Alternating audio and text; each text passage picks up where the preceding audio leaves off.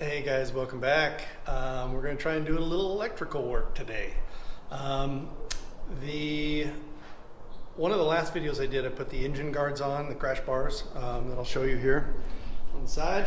So we installed these, but while I was in there, there's a pop-out piece right here. So what I did was I went ahead and pre-wired. I've got the fuse right here, but I pre-wired this to a solenoid system that's right behind here, both positive and negative. So I can get access to the fuse just right here by pulling that little piece out. And then this runs up underneath the seat, and I've got it zip tied up here.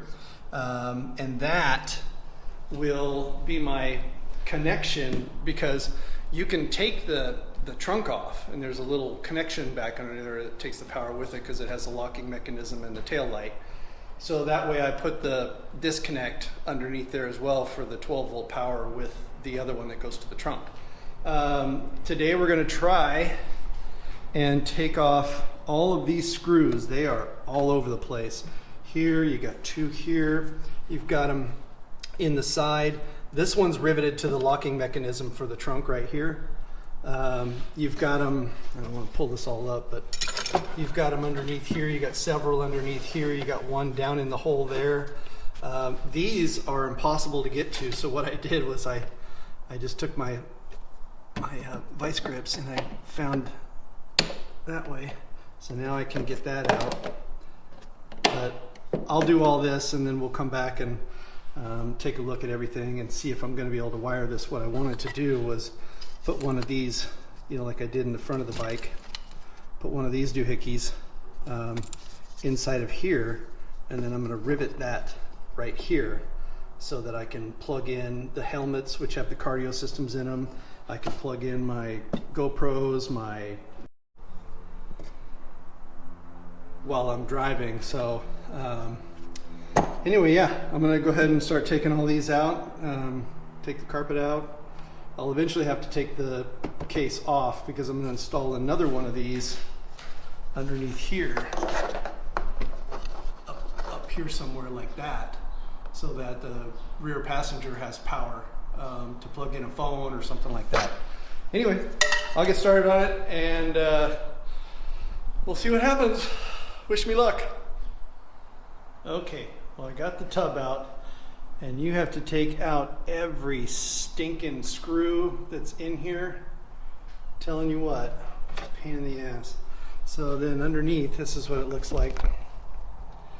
So that little doohickey turns that way to unlock the lock underneath to take the case off. A little spring popped out when I popped this thing up off the handle, but you can see the screws go from the tub through here and into the locking mechanism underneath. So I have to be careful about moving all that stuff. But yeah, look at all the screws. Jesus. And then this is the top piece here. That's the spring that came off. That's the little screw that holds it in. But that's the lock to lock it down in the case. So now I'm going to do a little wiring, pop the seats off, and I'll give you an update in a little bit. Okay, just a little update here. So I have it turned upside down, and that's my little thing here. Where did the spring go? Anyway, so I've marked on the back. I've drilled the hole to get the power in there. You can kind of see it next to the other cable. I've drilled a hole right there for this. And I've marked where I want to put my screws. So then that will hold this for the backseat passenger. And I will put some epoxy around this to keep it and make it watertight. And yeah, so that's where I'm at so far. I got to keep going. Got to get the wiring done. I'll show you in a second what I've done. Okay, as you can see, here's the wire I brought up from the solenoid down below there I showed you earlier. Here is another opposite of the, and you need to make sure you get the right ones that are opposite. Now this one doesn't have black and red on it, so I just traced the line up to the other side, and I marked it with a silver marker so I knew which one was positive, which one was negative.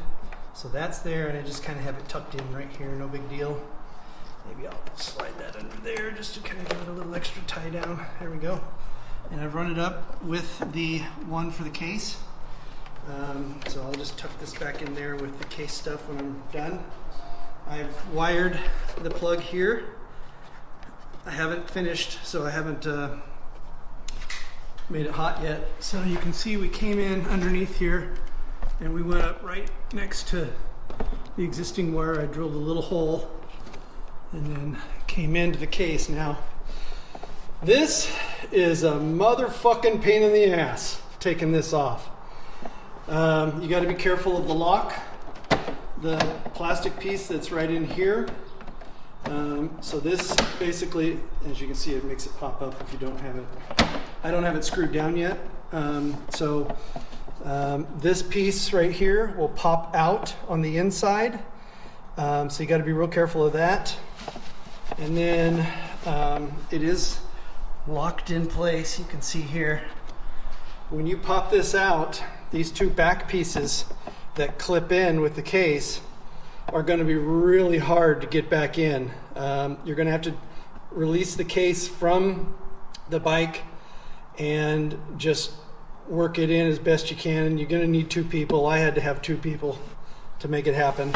So now we're just going to throw all the screws back down, and that'll be it.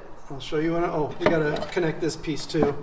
I'm going to put this one right here. So helmets on either side, it won't interfere with the radius of the helmets, and I'll be done in a little bit.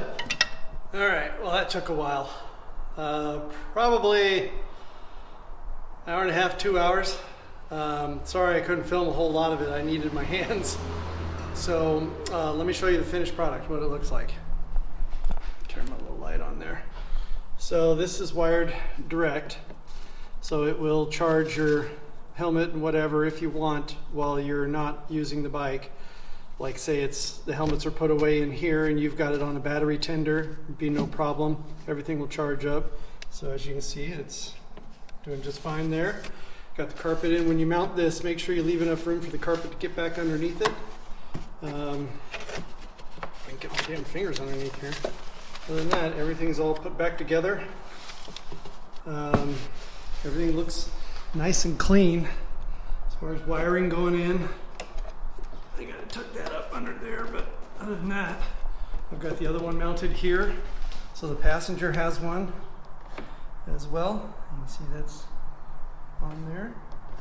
And it's all wired to a disconnect, as I showed you, underneath the seat. So if you ever want to take the trunk off and the panniers off or whatever, no problem. Just pop the electrical off and you're good to go. So that's about it. That's all I got to say about that. That was a pain in the ass. Super pain in the ass. Thank God somebody stopped by and helped me out with the trunk portion of it, trying to get that tub back in, because those back mounts, like I said, underneath, it's hard to explain. You'll see when you get there if you do it. Anyway, thanks for watching. Sorry I couldn't show a whole bunch of it on there, but I'll do my best next time to just set up a camera and, so you can watch me cuss and scream and yell at inanimate objects to move. Other than that, subscribe, like, hit the like button, please. Talk to you later.